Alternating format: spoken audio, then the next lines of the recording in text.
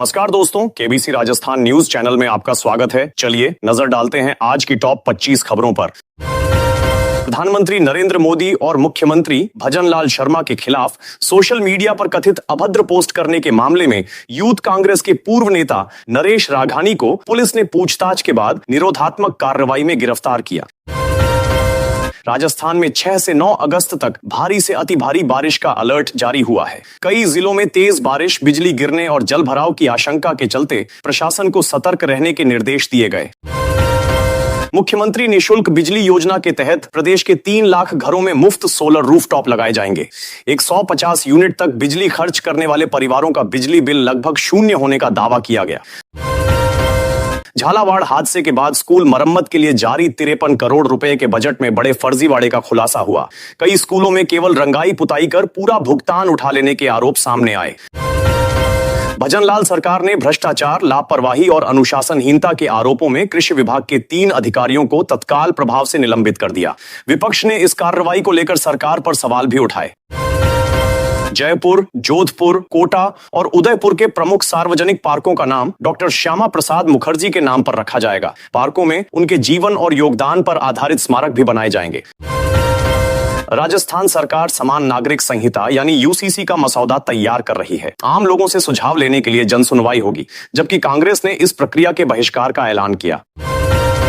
जयपुर में डीएलसी दरों में 49% तक बढ़ोतरी की तैयारी है। नई दरें लागू होने के बाद शहर में जमीन खरीदना महंगा हो जाएगा। जिला प्रशासन ने प्रस्ताव को अंतिम रूप दिया। पचपदरा रिफाइनरी शुरू होने के बाद एचपीसीएल राजस्थान में पहले चरण में 304 नए पेट्रोल पंप खोलेगा। इस परियोजना पर करीब 400 करोड़ रुपए का निवेश किया जाएगा। राजस्थान में सरकारी कर्मचारियों के तबादलों पर प्रतिबंध हटने के बाद अब जल्द विभिन्न विभागों की ट्रांसफर सूचियां जारी होने की संभावना है। कर्मचारी लंबे समय से आदेशों का इंतजार कर रहे हैं। अजमेर हाई सिक्योरिटी जेल में बंद पप्पू गुर्जर की अचानक तबीयत बिगड़ गई। सीने में दर्द की शिकायत के बाद प्राथमिक उपचार देकर उसे जवाहरलाल नेहरू अस्पताल भेजा गया। राजस्थान बोर्ड ने 2027 की 10वीं और 12वीं बोर्ड परीक्षा के आवेदन शुरू कर दिए हैं। इस बार परीक्षा शुल्क 650 रुपए से बढ़ाकर 850 रुपए कर दिया गया है। बाड़मेर में क्रूड ऑयल पाइपलाइन लीकेज से खेतों में तेल फैल गया। प्रभावित किसानों ने कहा कि जमीन बंजर हो गई है और अब वहां फसल उगाना बेहद मुश्किल होगा। चित्तौड़गढ़ की बस्सी सेंचुरी में जंगल बढ़ाने के लिए ड्रोन से 7000 सीड बॉल और स्थानीय पौधों के बीज दुर्गम पहाड़ियों पर गिराए गए। परिणामों का सर्वे अगले वर्ष किया जाएगा। प्रधानमंत्री मोदी के पचपदरा रिफाइनरी कार्यक्रम ने डिजिटल रिकॉर्ड बनाया। राज्य सरकार के अनुसार 53 लाख से ज्यादा लोगों ने वर्चुअल माध्यम से कार्यक्रम देखा और नई उपलब्धि दर्ज हुई। गोपालक क्रेडिट कार्ड योजना के तहत पशुपालकों को गाय या भैंस खरीदने के लिए 1 लाख रुपए तक का ब्याज मुक्त आरण दिया जाएगा। इस योजना का उद्देश्य पशुपालन को बढ़ावा देना और ग्रामीण परिवारों की आय बढ़ाना है। झालावाड़ में हिस्ट्री शीटर और नशा तस्करों के खिलाफ बुलडोजर कार्रवाई हुई। प्रशासन ने अवैध कब्जे हटाए और अपराध से जुड़ी संपत्तियों पर सख्त कार्रवाई कर बड़ा संदेश दिया। राजस्थान रोडवेज ने उदयपुर जोन के विभिन्न डिपो में 1 वर्ष के अनुबंध पर 155 वाहन चालकों की भर्ती के लिए ई टेंडर जारी कर आवेदन प्रक्रिया शुरू कर दी है। अलवर के सैटेलाइट अस्पताल में डॉक्टर मरीज देख रहे थे, तभी छत का प्लास्टर और पंखा गिर गया। हादसे में डॉक्टर और एक बच्ची घायल हो गए।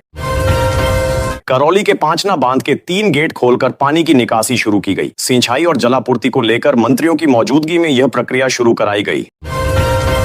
जयपुर की अवैध पटाखा फैक्ट्री विस्फोट मामले में मुख्य आरोपी फिरोज को 26 दिन बाद गाजियाबाद से गिरफ्तार किया गया। पुलिस अब पूरे सप्लाई नेटवर्क की जांच कर रही है। हाई कोर्ट ने सरस, अमूल, मदर डेयरी और अन्य डेयरी ब्रांडों के दूध व उत्पादों की गुणवत्ता जांच के निर्देश दिए हैं। रिपोर्ट अदालत में पेश करनी होगी। उदयपुर के अंतर्राष्ट्रीय शिल्पकार डॉक्टर इकबाल सक्का ने भगवान जगन्नाथ की दुनिया की सबसे छोटी सोने चांदी की रथ प्रतिमा बनाकर नया रिकॉर्ड बनाने का दावा किया। पंचायत और नगरीय निकाय चुनाव का पूरा शेड्यूल जारी हो गया है। राजस्थान में निकाय चुनाव सितंबर में और पंचायत चुनाव अक्टूबर और नवंबर में कराए जाएंगे। हाई कोर्ट ने समय पर चुनाव कराने के सख्त निर्देश दिए हैं।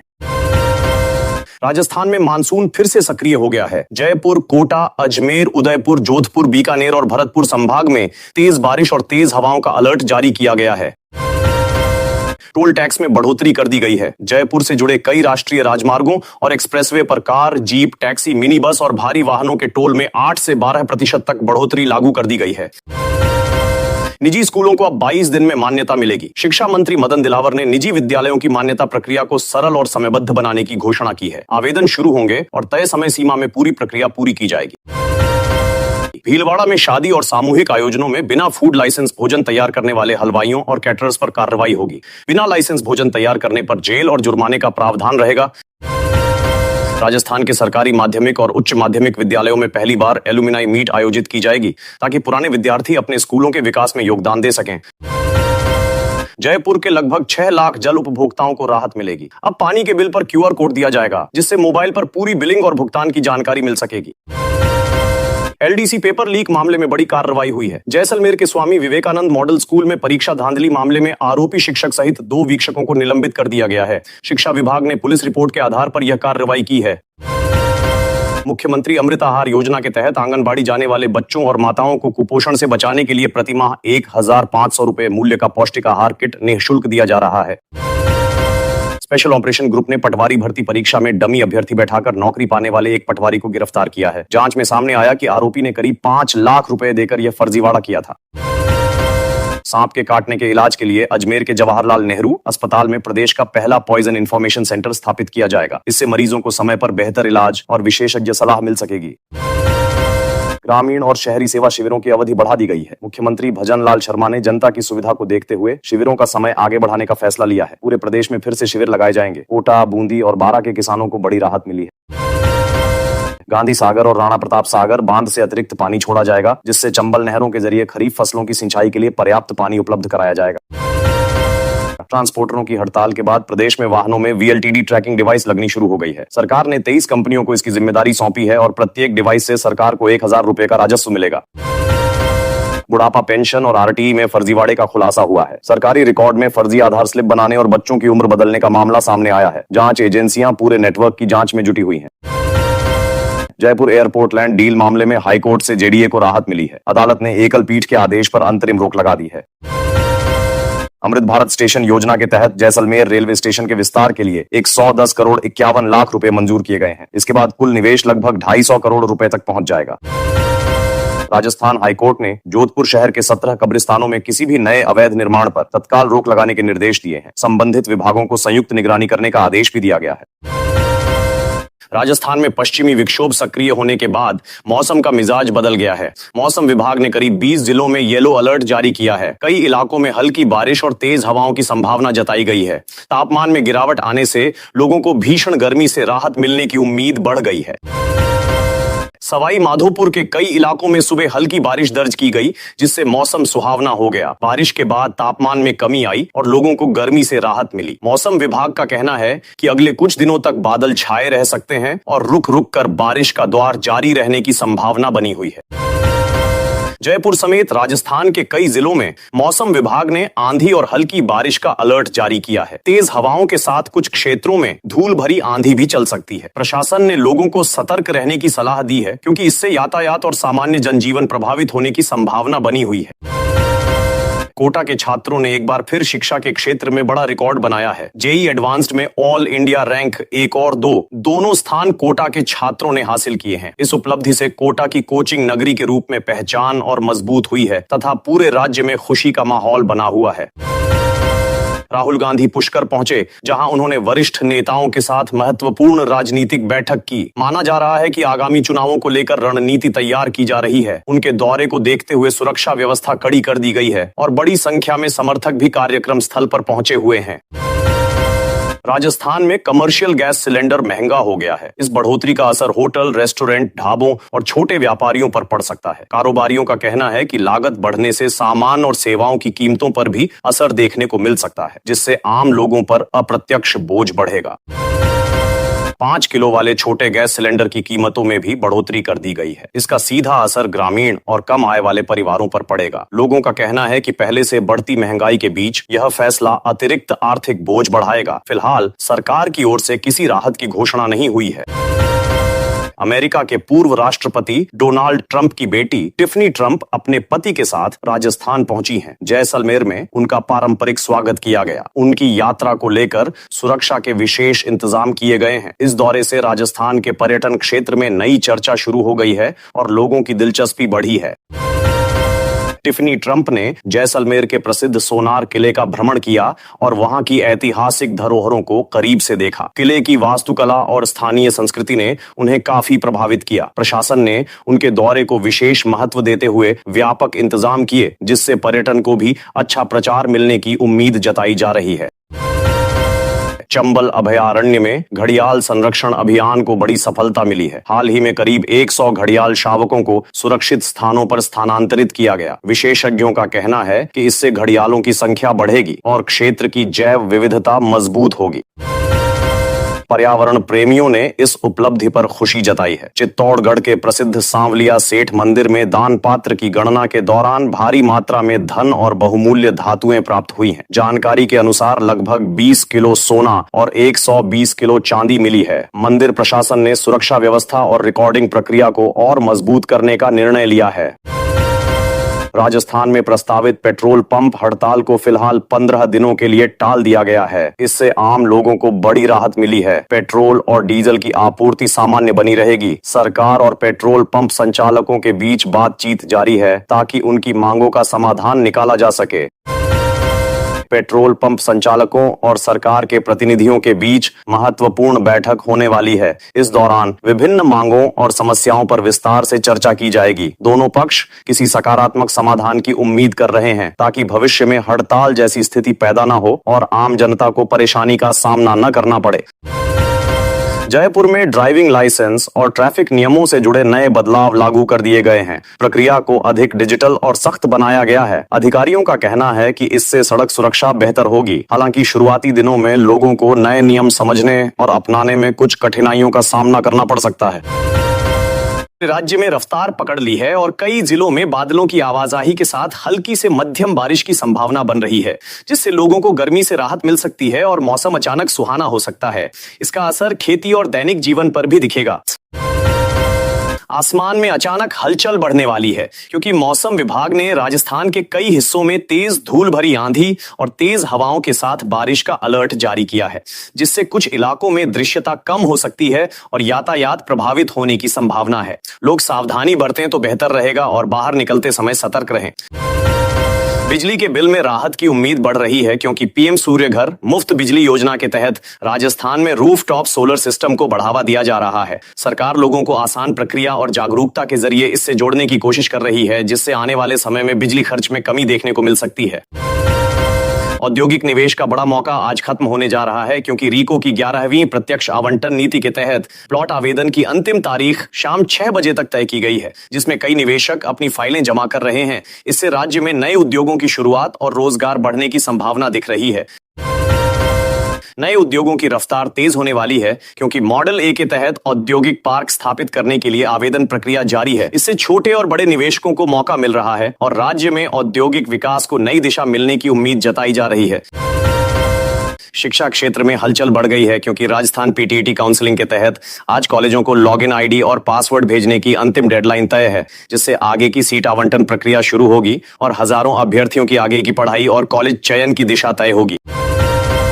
राजस्थान में मौसम का रुख राहत भरा होता दिख रहा है क्योंकि पिछले कुछ दिनों की तुलना में तापमान में गिरावट दर्ज की गई है और लोगों को भीषण गर्मी से थोड़ी राहत मिली है, जिससे दिनचर्या आसान हुई है और बाजारों में भी हल्की चहल पहल बढ़ती दिखाई दे रही है। खासकर दोपहर के समय बाहर निकलना अब थोड़ा आसान हो गया है।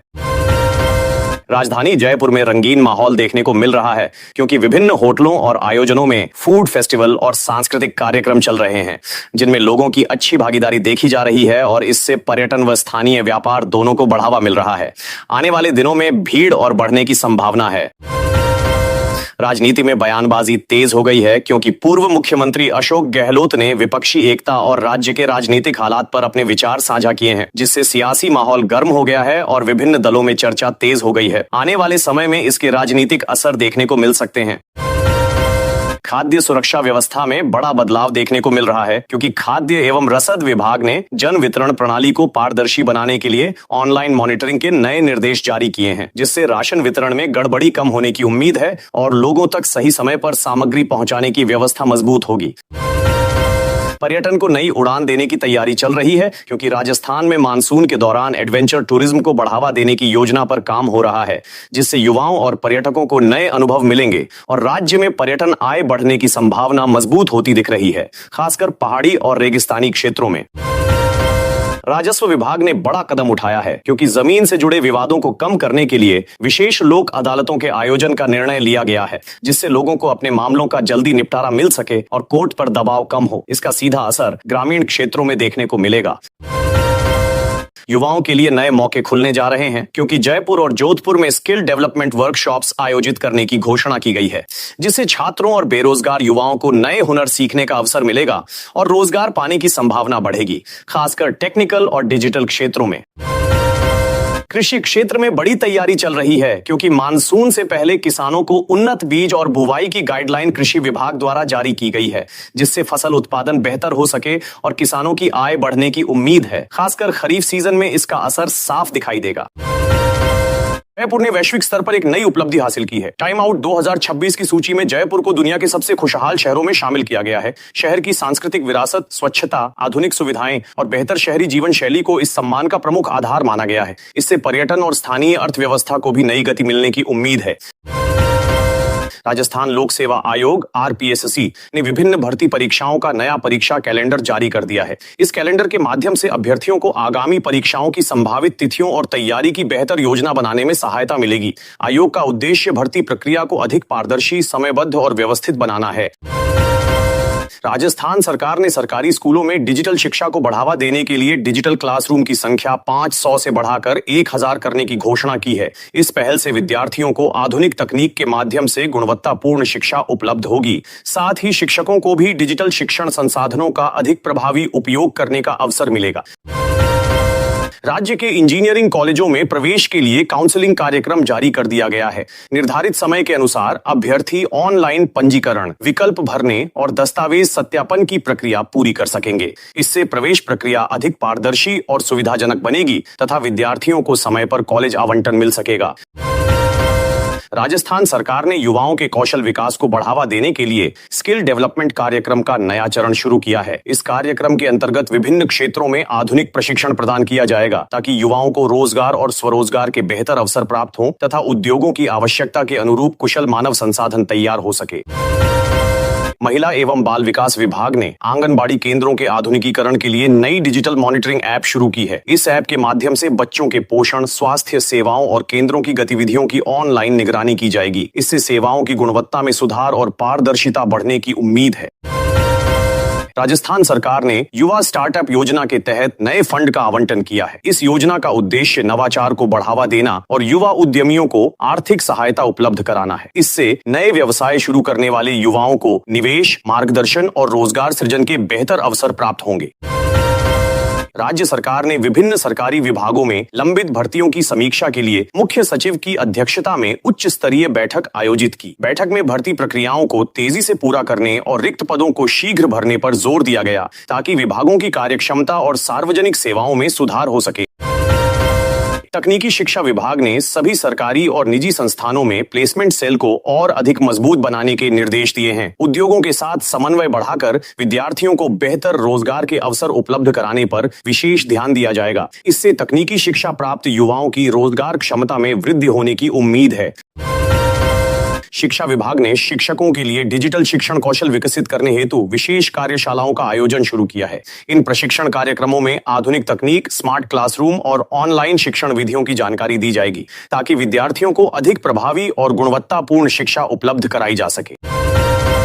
हरियाणा और राजस्थान के बीच वर्ष 1994 के यमुना जल समझौते को लेकर महत्वपूर्ण MOU पर हस्ताक्षर किए गए हैं। इस पहल का उद्देश्य दोनों राज्यों के बीच जल प्रबंधन को और अधिक प्रभावी बनाना, समन्वय बढ़ाना तथा भविष्य की आवश्यकताओं को ध्यान में रखते हुए जल संसाधनों के बेहतर उपयोग की दिशा में सहयोग को मजबूत करना है। जयपुर और जोधपुर में स्मार्ट सिटी परियोजना के तहत नए सौंदर्यीकरण कार्यों के लिए टेंडर जारी किए गए हैं। इन योजनाओं के अंतर्गत सड़कों, पार्कों, सार्वजनिक स्थलों और आधुनिक शहरी सुविधाओं का विकास किया जाएगा। इससे दोनों शहरों की सुंदरता बढ़ने के साथ नागरिकों और पर्यटकों को बेहतर सुविधाएं मिलने की उम्मीद है। राजस्थान सरकार ने सभी जिला कलेक्टरों को जन सुनवाई की शिकायतों की डिजिटल निगरानी करने के निर्देश दिए हैं। नई व्यवस्था के तहत प्रत्येक शिकायत की ऑनलाइन ट्रैकिंग होगी, जिससे मामलों का समयबद्ध समाधान सुनिश्चित किया जा सकेगा। इससे प्रशासन में पारदर्शिता बढ़ेगी और आम लोगों को बेहतर सेवाएं प्राप्त होंगी।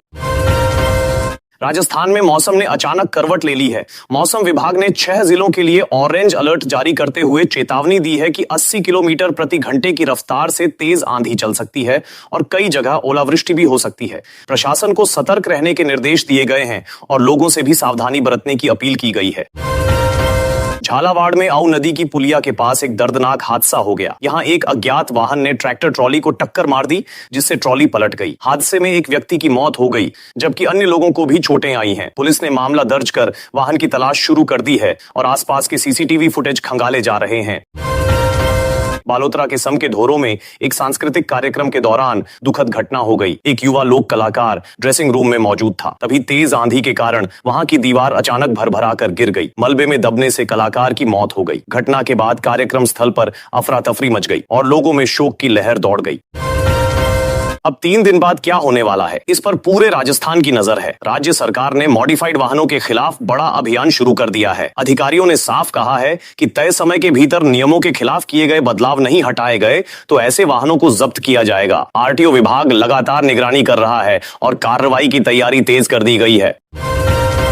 बहराणा धाम मामले को लेकर राजनीतिक और धार्मिक हलकों में हलचल बढ़ गई है। खबरें सामने आ रही हैं कि हनुमान बेनीवाल और कुछ संतों के बीच दूरी बढ़ती दिखाई दे रही है। दोनों पक्षों की ओर से अलग अलग बयान सामने आने के बाद चर्चा और तेज हो गई है। इस पूरे घटनाक्रम पर प्रदेश भर के लोगों की नजर बनी हुई है।